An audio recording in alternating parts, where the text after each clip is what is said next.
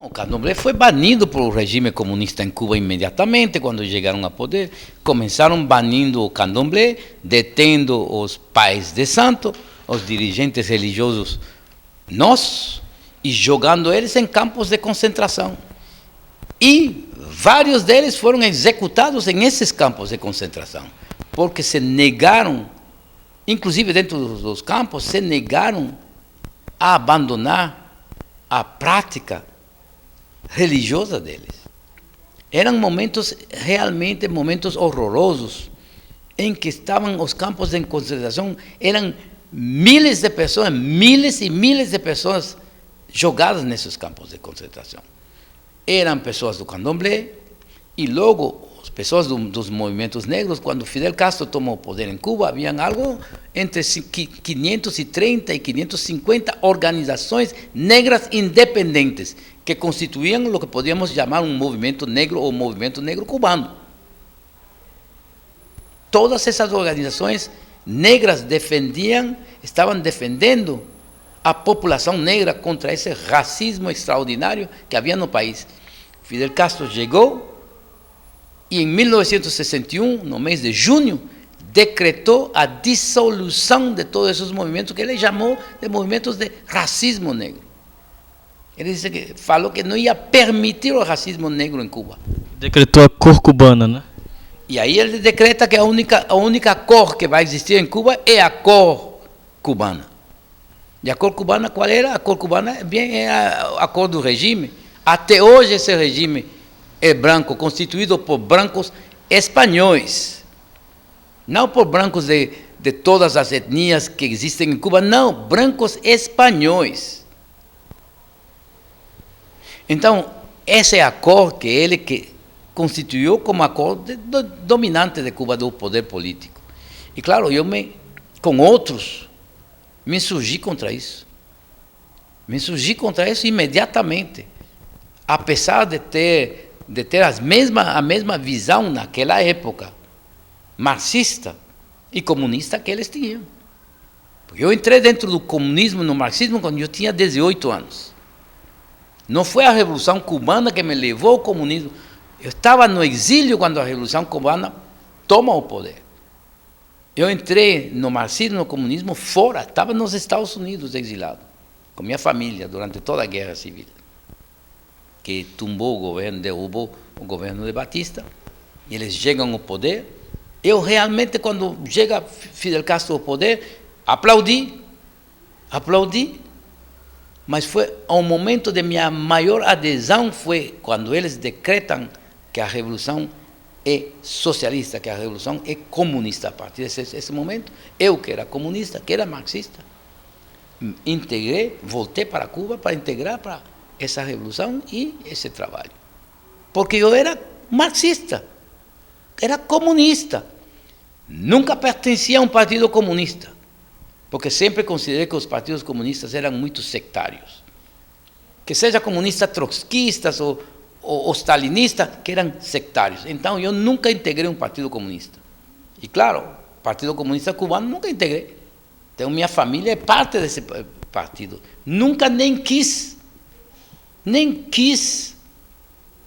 Porque a minha visão dos partidos comunistas é que são partidos sectários. E quando eles tomaram o poder em Cuba, começaram a acabar, a fuzilar. Eram execuções. E o fato do que aconteceu a semana passada nos demonstra que mesmo em um país de direito, um país onde há que respeitar, eles são capazes de montar esse tipo de violência. Imagine que eles não fariam se eles tivessem um poder político aqui no Brasil. E é isso que está de manifesto nessa obra, Pichón, que vai sair dentro de 6 meses. Não há maneira que eles possam impedir que saia essa obra.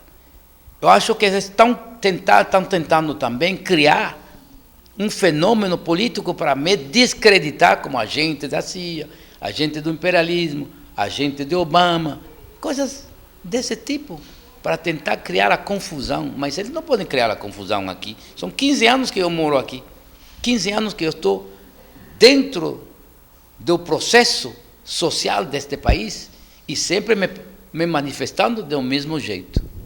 eu não tenho nem que falar de meu passado ao lado de Cheikh Anta Diop, Malcolm X, Aimé Césaire, Fela Kuti, todos esses grandes dirigentes que eram meus amigos, e, Lélia Gonzalez, Abdias Nascimento, Harold Cruz. Não tenho nem que falar disso. Isso é parte de um processo meu de adesão às ideias e de comunhão com as ideias que eles tinham e que defenderam até a morte. Mas isso é parte do meu passado, é algo normal. Então eu não tenho nem que me referir a isso. Eu me refiro unicamente à minha atuação aqui no Brasil, desde que eu coloquei os pés aqui com minha família, neste país, e que eu vivo muito discretamente, eu não me escondo nem nada, mas vivo muito discretamente. As autoridades cubanas, da embaixada cubana, dos serviços secretos cubanos, sabem perfeitamente onde eu estou, onde eu vivo. Eu não me escondo de ninguém. Não tenho medo de absolutamente ninguém. Não tenho medo do regime cubano, não tenho, e muito menos medo dos partidos comunistas, porque parece que há toda uma série deles. Nem chego mais a contar quantos partidos comunistas há aqui no Brasil. Eu nem sei fazer a diferença entre eles. Quando me falaram de o senhor Iassi, eu pensava que era o partido PC do Brasil, me falaram não, que era outro partido comunista. Então eu nem sei fazer a diferença, parece que é um monte deles, um monte de partidos trotskistas diferentes que estão fazendo-se a guerra entre si. Então imagine que esses grupos violentos tomassem o poder aqui nesse país. Seria outro período de ditadura militar sem os militares. E já eu passei por isso. Já eu vi isso em Cuba. Experimentei esse tipo de regime totalitário. Os gulags cubanos já experimentei. E eu conto isso na minha autobiografia. E eu acho que, efetivamente, além de espantá-los, porque esse livro saiu já há 3 anos atrás.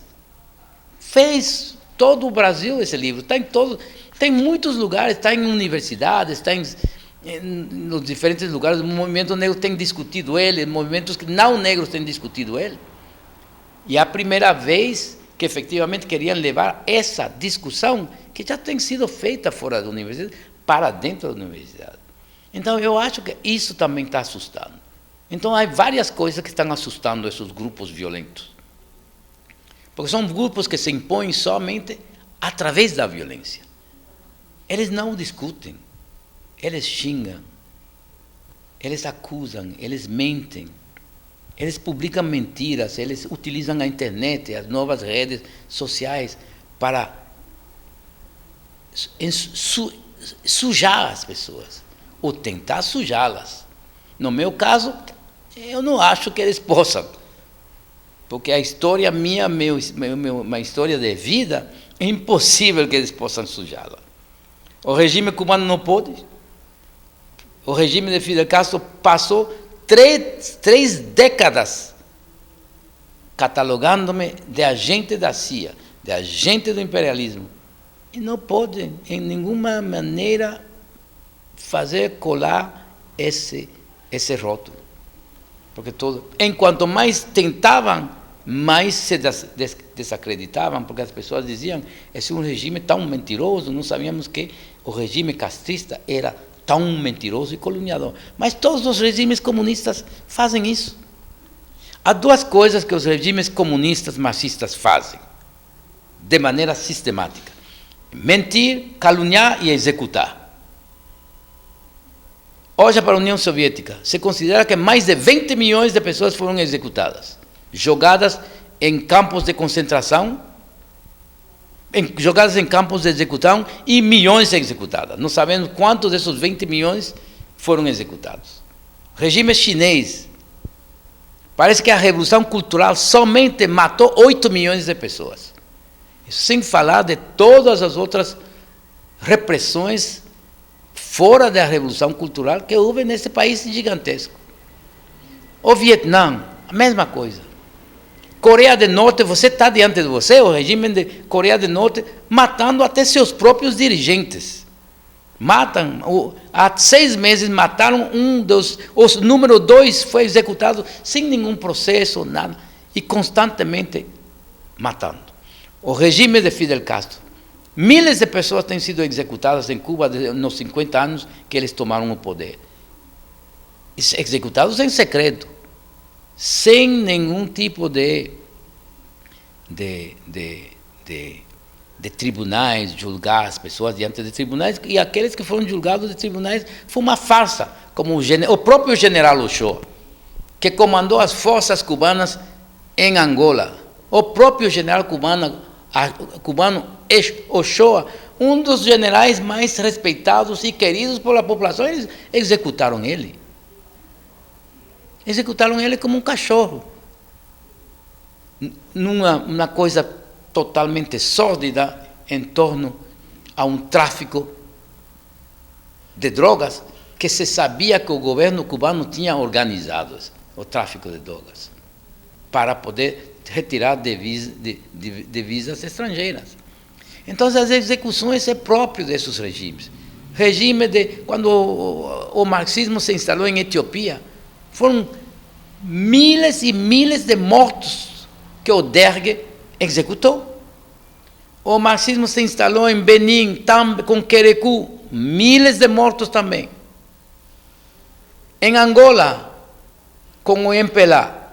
Não estou falando nem da guerra que matou 3 milhões de pessoas, estou falando das repressões internas, quando Nito Alves causou uma tentativa de toma do poder para corrigir a direção em que ia essa revolução. Os nitistas começaram primeiro matando os nitistas, 2, 3 mil pessoas, e logo parece que o banho de sangue atingiu mais de 80 mil pessoas. Isso é Angola. Então, por todas as partes onde os marxistas têm tomado o poder, eles caluniam os adversários e eles os matam. Então, isso fica bem claro na minha autobiografia, porque eu dou fatos. São fatos reais, concretos. Porque eu os vi, que eu vivi. Então, eu acho que isso os assusta. Que os assusta isso, por uma parte. A minha pessoa os assusta, porque eu não sou capaz de ser intimidado. Não posso ser intimidado nem pelo regime cubano. E eu não duvido que o regime cubano tenha suas capangas aqui no Brasil. Ele tem capangas em todas as partes. Mas, neste caso, não foram capangas a serviço do regime cubano que fizeram aquilo. Eu acho que estes são grupos violentos que estão incomodados cada vez mais com o rumo que está tomando o movimento negro neste país.